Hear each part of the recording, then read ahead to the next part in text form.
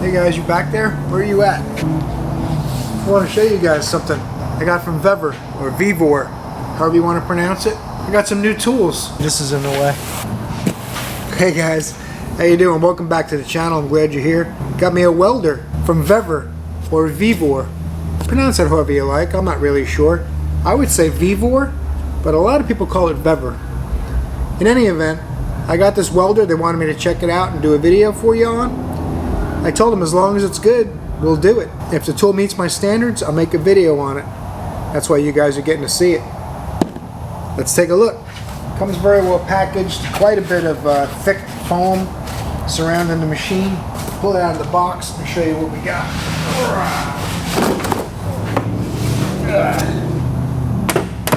Oh, you guys are looking at the back. Look at that. Look at that son of a gun. This here, it's a 220 volt, 250 amp, MIG, lift TIG, and stick welder. If you install the correct attachments, you can do 3 different kinds of welding with this machine. It holds small wire spools right in the side here. You put your wire spool, run it out your feed, the trigger. If you're going to use the TIG, obviously you're going to use sticks and you won't have to have the wire spool hooked up. Show you some of the other attachments it comes with. The box is double layer cardboard. This is the accessory box that comes in the package. Gas line, the trigger or torch assembly it's also called. When it's I like to call it a torch when it's a TIG, and a trigger gun when it's a MIG welder. Pretty heavy duty. This is a pretty serious cord.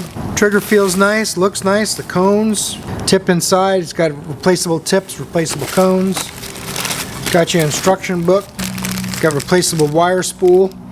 This is multi-gauge, so you can flip it one side for 1 millimeter, and the other side I believe is 0.8 millimeter. The look inside should be the ground strap, I believe. We'll connect this to the machine. We'll get this thing hooked up and try it out. Yep, that's our grounds. Some brackets so you have a place to hold your tools while you're not using the unit. Let's get this thing set up. I'm going to start hooking this thing up, show you what's involved in putting this together. I'm going to slip my clamp on here. I'm going to use solid core wire, argon mix for welding sheet metal mostly. That's what I do. My hobby is project vehicles and metal work and all those kinds of things. Light fabrication, exhaust repairs in the shop, stuff like that. This welder will do flux core, solid core, or lift TIG. So I got my clamp in place so that won't leak. This other end goes to the tank of your choice. Obviously you have your 220 plug. This is how you hold your wire when you're not using the machine. You want to put things away, right? Face these out. I like to start them a turn or so ahead of time. It's got like a self-locking thread in the case so that the screws aren't coming loose on you once you get things in place. Now you could probably face these in or out however you like. I'm going to face them out. I got a little bit extra room. You can use, it looks like an 8 millimeter or a Phillips. I chose my Phillips screwdriver. It comes with a troubleshooter guide. You can also contact them for troubleshooting help. support@vevor.com, I believe, and I'll double check that for you. A friend of mine has one of these welders and likes it very much, so I have a little bit of experience with it. This welder is sourced from China, as are most welders that you'll buy nowadays. Unless you're buying a very, very expensive welder, it's going to be made from China or from what they call globally sourced parts. A couple more things to connect. You can see it's got 4 pins sticking out. These are a little bit delicate, so you definitely want to try to get everything lined up nicely before you try putting it all together. You'll feel it kind of drop in. Plastic nut holds everything together. You can wrap this around. This is what this is for. Wrap it as tight or loose as you like. This has a tooth, and there's a tooth down here. If you're using solid core or flux core, you hook it up to a different location. Put the little tooth in at the bottom, give it a 90-degree twist or so. It's a little more than 90. It feels like about a third of a turn, and your grounds connect. I do want to get the TIG torch for this. I plan on mostly using it for lift TIG. The difference between regular TIG and lift TIG is you don't have the foot pedal, and you put the torch on the surface that you're going to TIG weld. You touch it and lift it up, and then it'll start to weld. And then when you're done, you basically finish off your weld by skating the metal and lifting it up. You don't want to just pull it up because it'll make a hot spot. So you touch it and lift it to TIG weld, and then you run it and lift it to shut it off. I've watched a lot of videos on it. I've never done it. I've done a little bit of TIG welding, but I've done a lot of MIG welding. And if you guys have watched my 62 C10 project truck videos, you've seen I've done quite a bit of welding. So we're going to see how this goes now and compare it to the welder I'm currently using, and we'll finish our review. You guys want to take a look at the instructions real quick. This is the customer service at vevor.com, as if you need help. Shows you all the different functions of the machine, where your fans are, all your different controls, what they each do. MIG, MMA, and lift TIG. USB socket, dual fans to cool itself, keep the duty cycle up. This is the MIG250 that I have here. Shows you the accessories that come with the tool.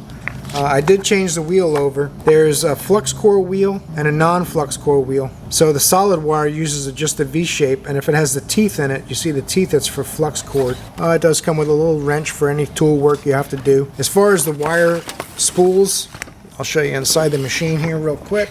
Changing the wire spool, super easy on this. It's a little knob. Spin that off of there. This knob is what locks the spool in place. It has a keyway. Flip the lever, you can pull this off. See a little keyway. Now, if you're going to use 0.8 wire or 1mm wire, you want to face that in, because that's the groove that corresponds to the size. So if you're going to do 0.8, you put the 0.8 facing in, slide it in place, lock it down, and then this is your lock nut to make sure it's not going to go anywhere. The wire actually will kind of keep it in place while it's rolling, but you want to put your lock nut on there.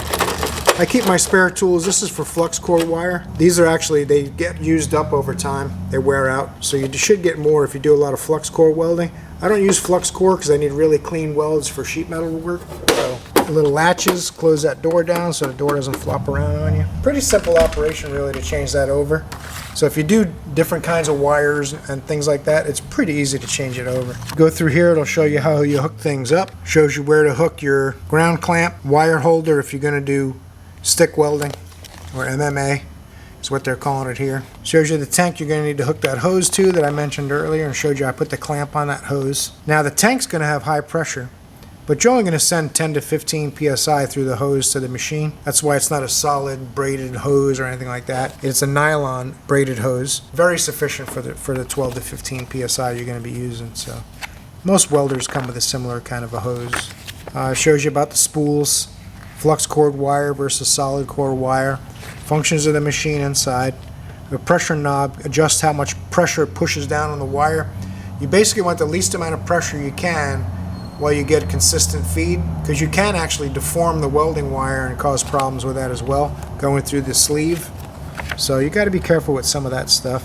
Got pretty good instructions on how to, how cleaning your metal, make sure there's no rust, paint, other coatings, little tips like that if you haven't welded before.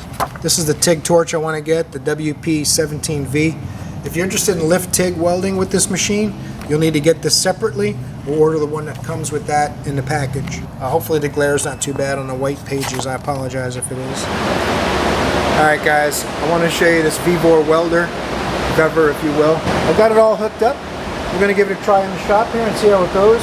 I've got a little piece of metal all prepped up, ready to go. Right now, it's kind of sitting in a precarious spot on top of a transmission case. I did order a welding cart, and I also ordered the lift TIG setup for it, which is mostly what I want to use it for. Vevor sent me this welder so I could try it out and compare it to the welders I'm already using. And we can do a dollar for dollar comparison, see what the value of this tool might be for you. The only way to know is to put it to use.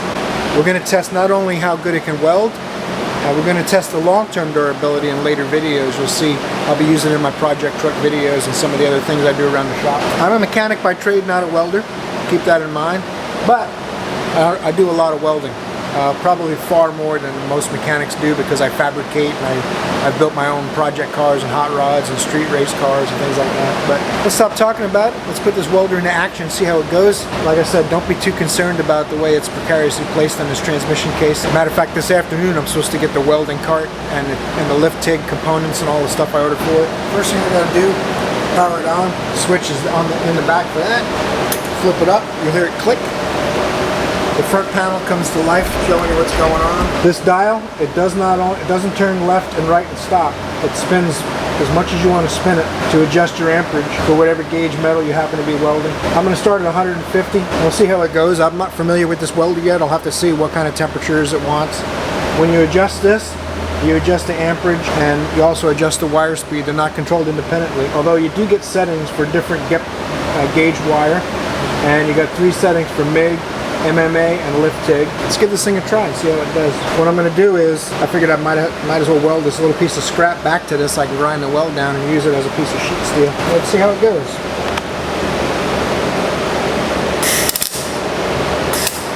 Trying to get this tip off so I can change the tip to a smaller wire. Having a lot of problems getting the tip off. Normally you just grab them and pop them off and they thread right off. It's so tight that I can't get it loose to try to change the wire over. The wire I was trying to use is too small. I got to go to 030. It won't take the 025, which is 0.6 millimeter. It starts at 0.8. All right, let me go figure this out. We'll come back.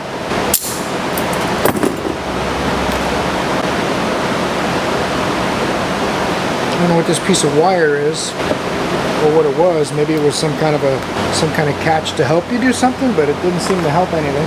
Now the main purpose for going in there was changing this. Okay, this one's coming out. That's good. All right, we're getting somewhere.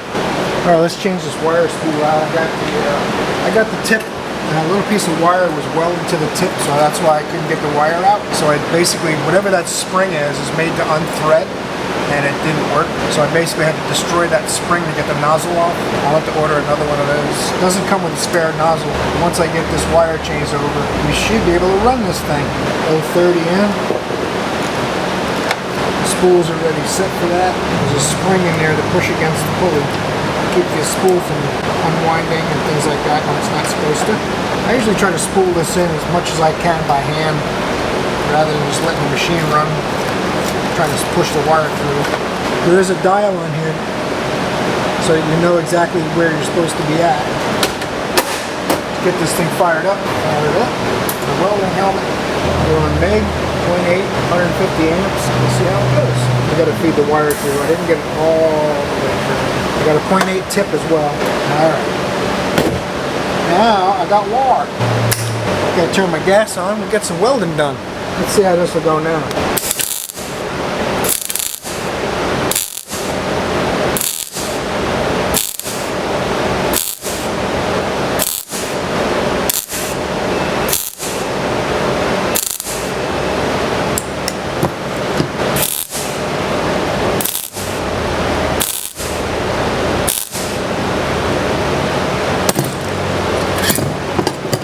I do want to keep it off the cardboard so I don't start a fire. I'm going to continue this weld up the rest of the way. I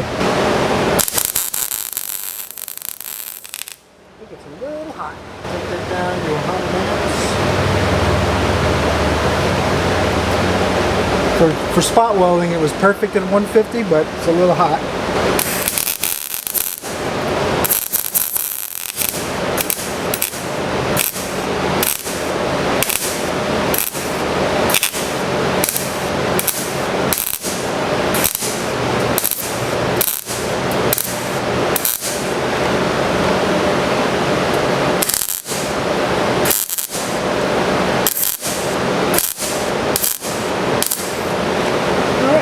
Turn this off, we'll analyze the weld, see what we come up with.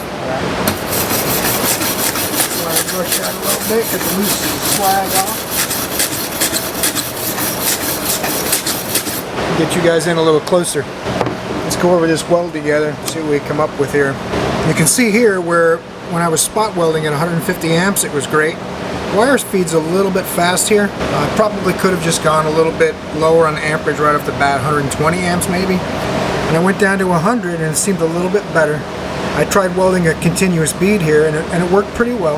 And then I had a big hole here that I'd burned through. So I welded the hole. We got good penetration, especially with the spot welds at 150 amps. I really like that. That's how it's supposed to look. If you get good penetration on a piece of sheet metal like that, that means when you grind off the weld to make it look pretty on the outside for body work, then you're still going to have a good bond and it's not going to separate. If you didn't have that penetration, because you go too cold, when you grind the weld off, the metal just comes back apart because the weld's only on top, right? Filled in the hole pretty well. Everything went pretty well with it. Not too bad. I wish I could adjust the wire speed separately from the amperage. What I could probably do though is go all the way down. I'm at 100 amps now. I can go down to 80 amps, even 60 amps and 50 amps and try that. It slows down the wire feed as you lower the amperage as well. It has a preset for all of those speeds and amperages. So all in all, not bad. I mean, it's an inexpensive welder. It's about $250 to $300 depending on the sales they have at the time. Let me get you guys back up where I can see a little bit better. I think all in all it did a decent job. Similar to if you had a much more expensive welder and didn't quite have your wire speed set right, this is what you'd end up with. The amperage wasn't really so high that it really was bad. When I was spot welding, it was great. I mean, these spot welds here are awesome. That's what you want when you're doing sheet metal work. These will grind up in just a minute. It won't take you any time. This here is going to take twice as long to grind. And this here is a little bit of a mess because I wanted to see how well it would fill that hole. That hole was almost 1/4 of an inch, definitely over 1/8 of an inch. So it did pretty good, 3/16, I guess we'd call that, right? Not too bad, really. Alright guys, all in all, the number one thing with a welder, it welds. It does that. The number two thing with a welder is that it's adjustable for thinner and thicker materials. If you're welding a bracket or a chassis that's a 1/4 inch or 3/16 steel, then you want it to be able to bump up the amperage. It's obviously got plenty of power because when I had the amperage too high, it blew through that piece of sheet metal and put a hole in it. So I don't have any doubts that it's going to be able to weld heavier metal. And obviously I turned it down, but nowhere near down all the way, and it welded pretty well on that metal. I need to spend some more time with it, figure out the nuances. Every welder is different, and you always have to adjust your amperage and wire speed and all those all the little things that make for a better and better weld the more experience you get with your tools. So I can recommend this Vevor welder. It's actually a very good welder, especially for the money. If you spend $3,000 for a high-end welder, you have different expectations than when you spend $300. But I don't see any problem where this wouldn't do the job for someone doing projects like I do, or someone who just welds a few times a week. But what will really tell is once I've used it quite a few times. So we'll do another long-term follow-up video, probably about 6 months or so from now. We'll see how it's been holding up, and we'll go over any kind of problems I might have had, what I like and don't like about it at that time as well. For now, the only thing that seemed a little cumbersome was changing the tip. I don't know what went wrong there, but I couldn't get the nozzle off. I'm going to have to contact them and try to get another nozzle. Maybe I'll just go on Amazon and order another one. They're probably not very expensive. So something went wrong with that. I also wish that it would feed the 025 wire. When you're doing really delicate work, you definitely want to have that tinier wire, which is 0.6. I'll have to look and see if they have a 0.6 spool for this as well. They probably do. Vevor's a really big company. They sell all kinds of things, all kinds of tools, hand tools. I mean, it's just enormous. If you go on their website, vevor.com, you'll see just tons of stuff. You could spend hours and hours browsing all the products they have. I believe most of everything they sell is rebranded. Someone else makes a supplier, makes it for them, they put their brand on it. But they cover many, many spectrums in the tool world, so check them out. We'll use this a little bit. We'll play with it some on the project truck. We'll see how it goes. Check in regularly for those videos and see how this thing's holding up long term. I hope you'll torque the like button, and I hope I'll see you in the next video, because you're awesome.